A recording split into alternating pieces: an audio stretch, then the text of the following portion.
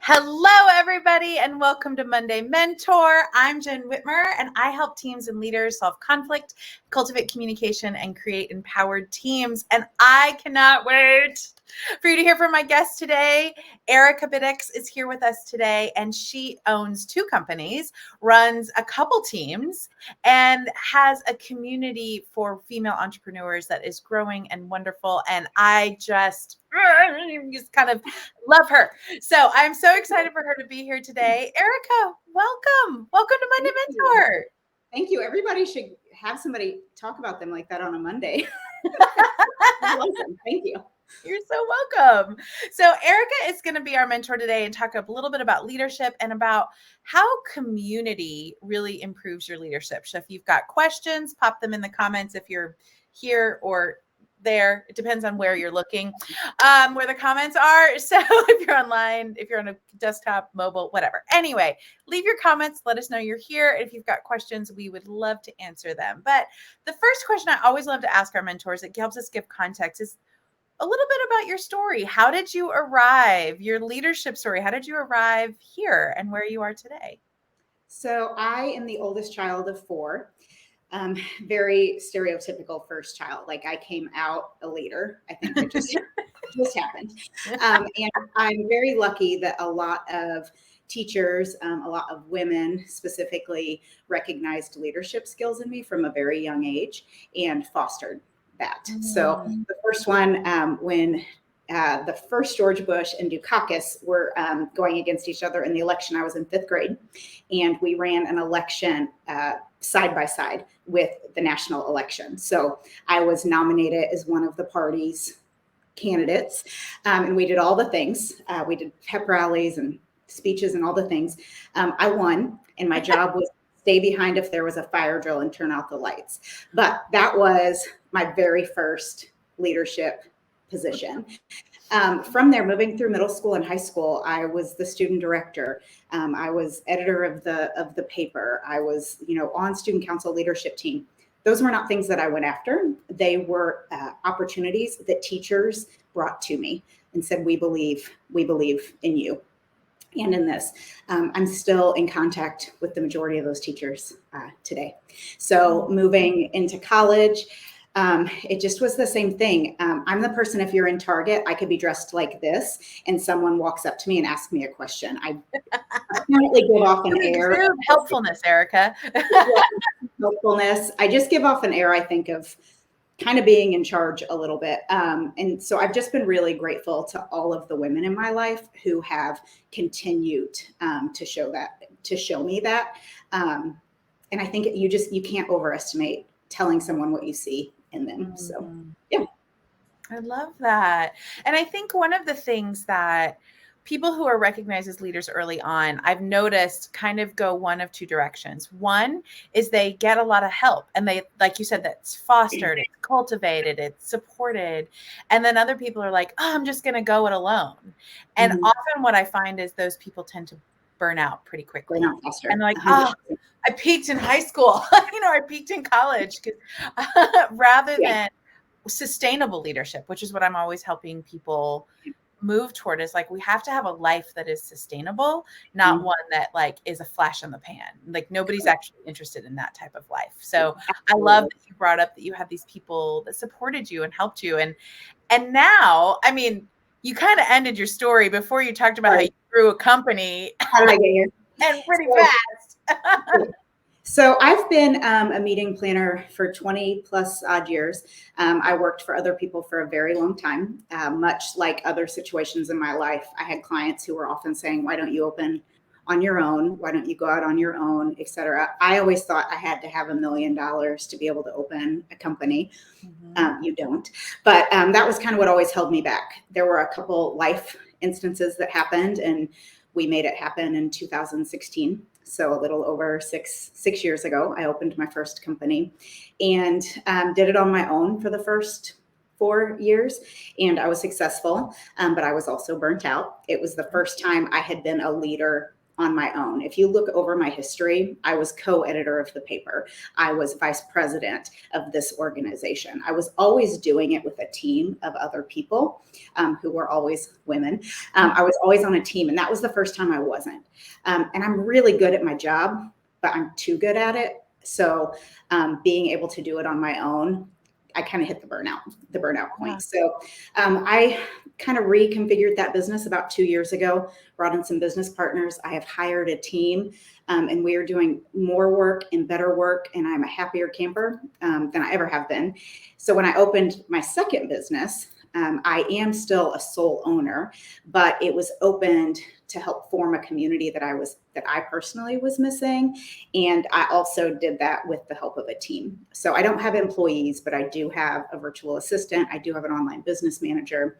And I'm happy to get into details on that, but it's not a solo gig anymore. Yeah.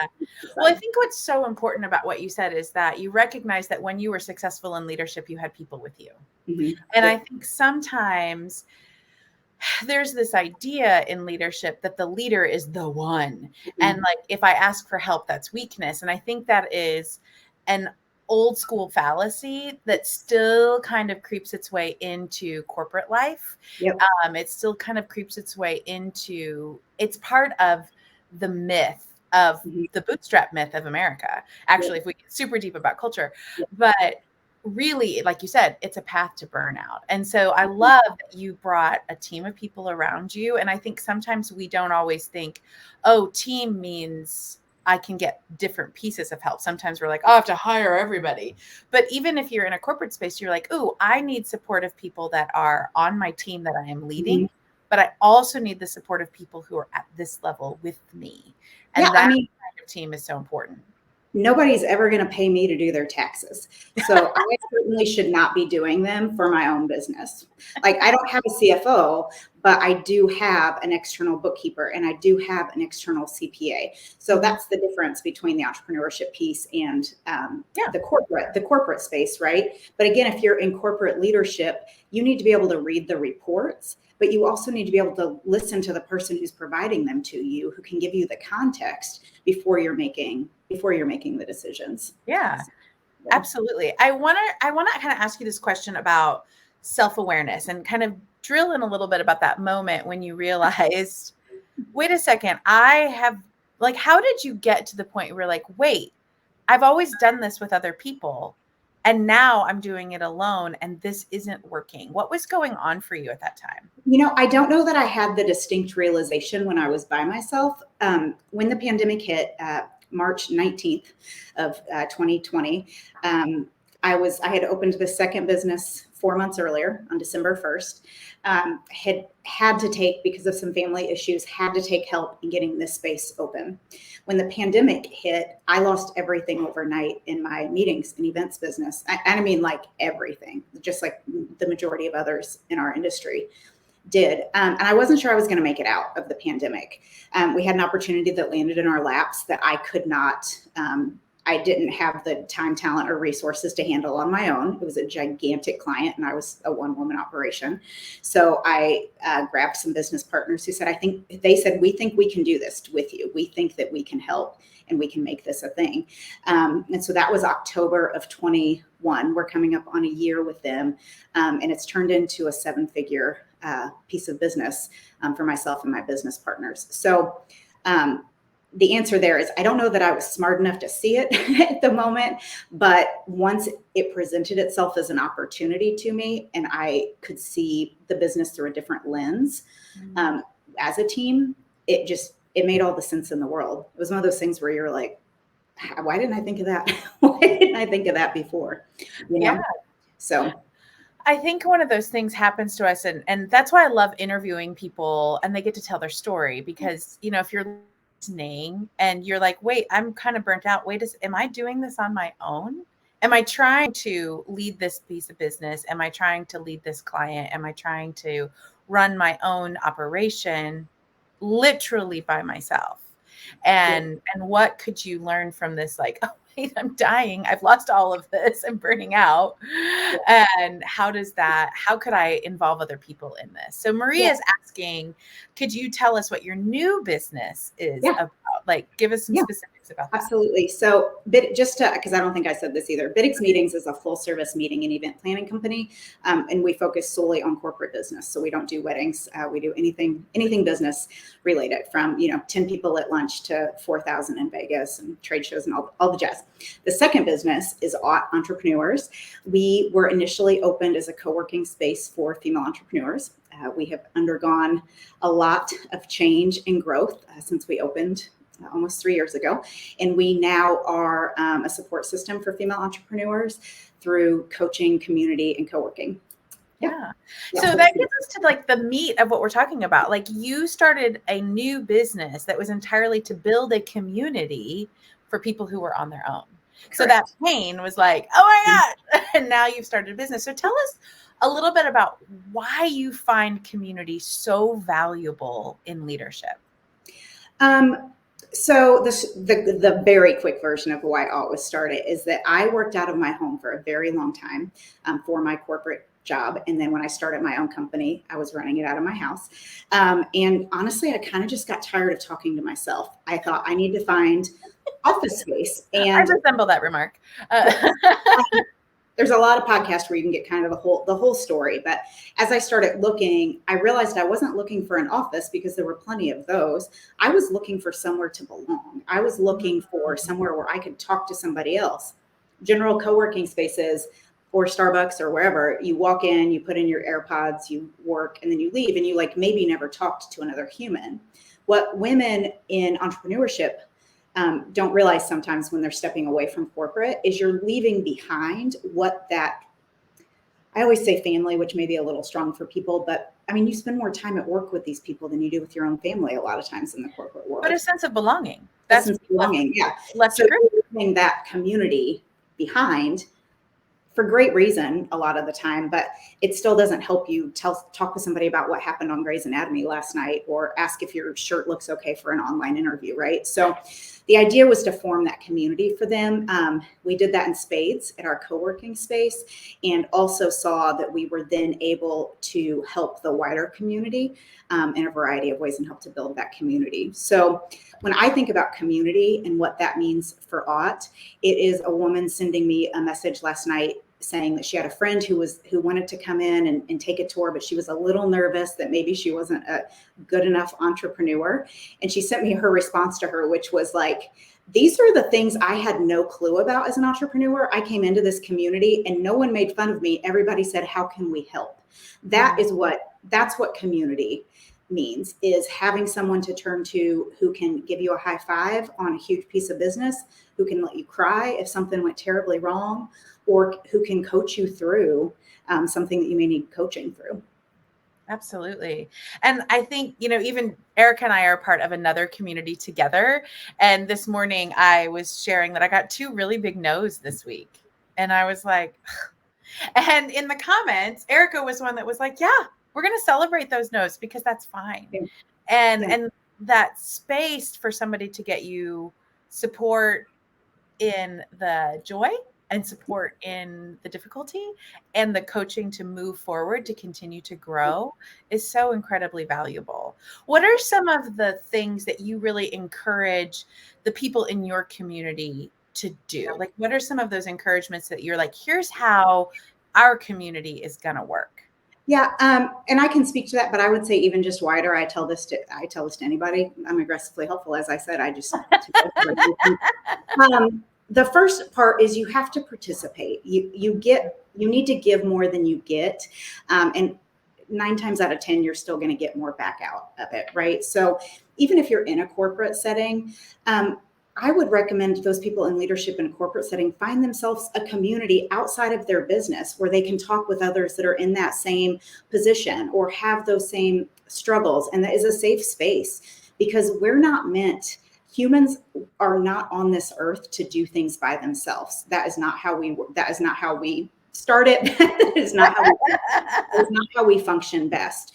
So if you think about when you were in high school and you walked into the cafeteria for the first time and you didn't know where to sit, and you were like, this is a momentous decision. Every other person that walked in the room had that same thought. So if you walk into a cocktail hour and you're like, I don't know who to talk to. Probably most of the other people felt the same way.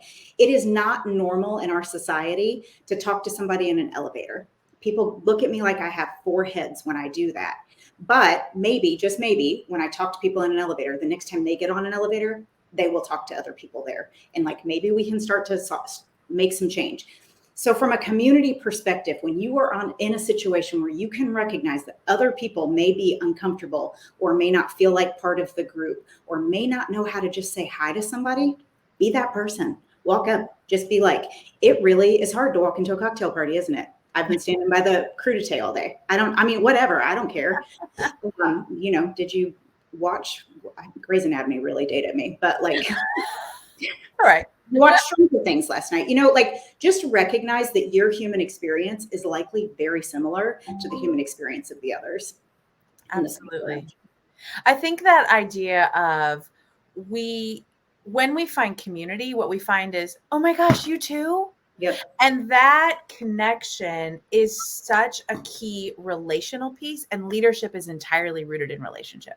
So if you're going to be successful at your work, whether you're an entrepreneur or you're in a different type of leadership space, you have to learn how to find those places of connection and go, oh, me too. And we have that lie that we're the only ones who think that. So I love the high school cafeteria example. Every other person had to make that same decision. Well, and show me a human that doesn't like to be seen, right? Yeah. So I'm not saying that you should, if you're the CEO, should be, going out to the staff happy hour, but you should know that one of your people had a baby and just ask if they're getting enough sleep. Just acknowledge, know the baby's name. Or if you know they ran a marathon, offer to buy them some coffee and say, you probably are tired today. Like, know things about your people. And that's whether you're in a leadership position or whether you're just a member of community. I have this like Rolodex of things about people I meet in my brain. It probably comes off a little odd sometimes, but if I know somebody is allergic to nuts and I'm at an event with them and I see something that has nuts in it that's not labeled, that's probably the meeting planner in me. I'll be like, by the way, just don't eat the brownies. They've got nuts in them and they forgot to label them. Just see people for what they are and who they are. Yeah, that piece of being seen and seeing others, I think, is the core of the beginning of a healthy community. Yeah. And that's how we really grow, because what our goal, like you said, we're not doing things by ourselves. Because even if you are the entrepreneur, you are helping somebody else. And therefore, you're trying to do something with other people, because we're not working with robots. Because I don't know anybody, even the ones who do work with robots, who don't ever work with other people. And so that's why community is so, so valuable. And again, it's time for us to end, and I just want to keep going. I have like 5 different notes written down about things that you said that were so, so helpful. So talking about community and entrepreneurship in particular, Erica has a great retreat that is coming up. I would love for you to tell us about what you're doing for this retreat. Absolutely. So our retreat is aimed at female entrepreneurs. We are hoping to help women rediscover the joy in their entrepreneurship journey. So basically, we don't want their email inboxes and their to-do list to be the boss of them. They need to be the bosses. So we are going to help them kind of cut down that mental load of things for the first day and a half. And then we're going to take a look at their definitions of success and their boundaries, which are very individual for each person, and help them to kind of craft their business plan so that they don't have to exceed those success definitions if they don't want to, and they can do it within the boundaries that they've set up for themselves. I love it.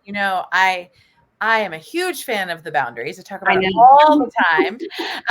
In my own Catalyst Leadership Lab, which is my group coaching program for women leaders, I think what you're doing in this retreat is incredibly powerful. And you've said it super quickly, but I think just to reiterate, we get to be the boss of our calendars and inboxes, and our success is dependent on our boundaries. And so I think what you're doing with this retreat is incredibly powerful. So if you are interested in that, please check it out here. Follow Erica. She is fantastic on Instagram, and her aggressively and overly confident children show up sometimes, which I truly love. She's also here on LinkedIn. And Erica, anything else you'd like to tell the people before we close for today? I would just say, because this was so fast, if anybody has questions or just wants to engage, drop me a DM on Instagram, and I'm happy to chat some more. Absolutely. Go check Erica out at Ott Entrepreneurs and Erica Biddix. And thank you so much for being our mentor today and giving us such gems of a story about entrepreneurship and leadership. And we're just so glad that you're in the world doing what you're doing. So thank you for letting me chat about Ott. I love it. Absolutely. Absolutely. Thanks, everybody. Have a great Monday, and we will see you later. Bye. That's the wrong thing. That's not what I meant to end with, everybody. See, we all make mistakes. This is what we're ending with. You got it. We're really saying goodbye now. Okay, bye. Bye.